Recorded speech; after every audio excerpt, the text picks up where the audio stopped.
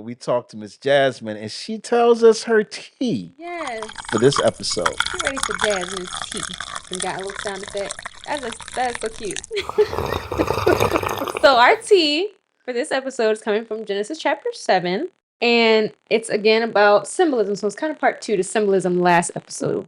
Go watch that so that you can make that make sense. But it's about symbolism as it pertains to the flood. So the overall theme when it comes to the flood that I'm going to point out, and there's a lot of different things that we could go over, but the one that I'm going to isolate is destruction, right? That was the intent, is to rid the earth of all like living things, all mankind, everything.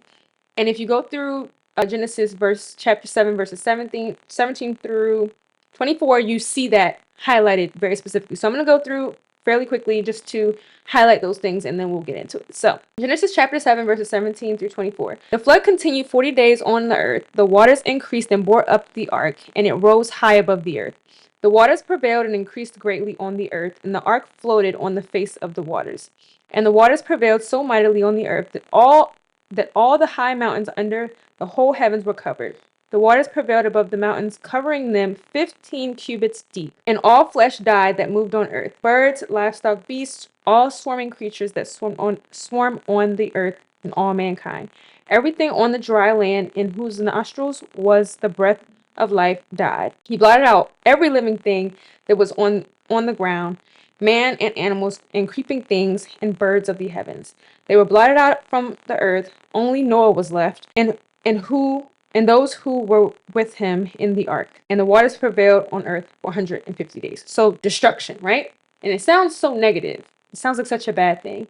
And up until now, we know that there was a lot of evil going on earth, and it was just steadily getting worse, exponentially getting worse. Actually, if you go back, when I keep saying this, we went from disobedience to murder, and then everything just started to go from there. So God, because he was disappointed, he was disappointed and regretted all that had happened thus far. Did he say he regretted what he had created? I want to be specific. I don't want to mess that up. So let's Chapter 5. Yeah. Chapter 6. Yeah, chapter 6. Chapter 6, Verse 6. And the Lord regretted that he had made man on the earth, and it grieved him to his heart. Yes. He was so disappointed. So this was like the starting of a new. So these two things, although they contrast each other, complement so well here in scripture, because the goal here was to like reset. It was like a reset button to start over with. God still preserved a lot of his creation, animals, two of each kind, and then Noah and his family. So they were put into the ark so that they could be preserved into what was going to be the new. And I think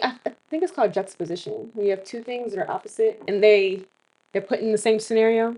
I think that's what that word. I think close enough. But I found it so fascinating that this looks so bad, and it's like, oh my gosh, he's wiping the earth clean. Like, we're starting fresh, and it's starting fresh can be a good thing, and we'll see all the things that come of this later on. But I think it was very intentional, and it's spoken about so detailed in chapter 7 that this was a destruction of earth. A decreation was the word, like to undo what was done, to get rid of, to, like, and it says in here that all mankind died. There was nothing left. Like everything below, everything that wasn't in the ark was wiped away. And again, as sad and as negative as that sounds, the goal was for there to be positive on the other side.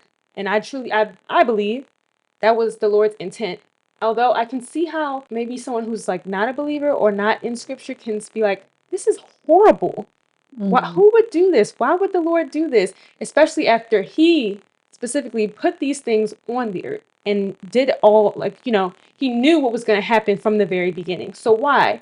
But with the ultimate goal of starting anew and creating a new world, and not new world as in there's a brand new earth, we're going to scrap this earth, because there still were things on the earth. It was we started over with, and I think it's also very interesting, and I think this is also intentional in the story, but we started over with Noah's family line, who was obedient to the Lord. He was a man of faith. He found favor in God's eyes. All those things, we're starting over on more of a positive note. So again, like, although these things contrast, there was a ultimate plan and a positive outcome set forth in the future, that we're going to see. But all of this destruction and negative connotation things, all these things had to happen in order for us to get there. Mm. So Yeah. that's the Jasmine's tea. That's the tea.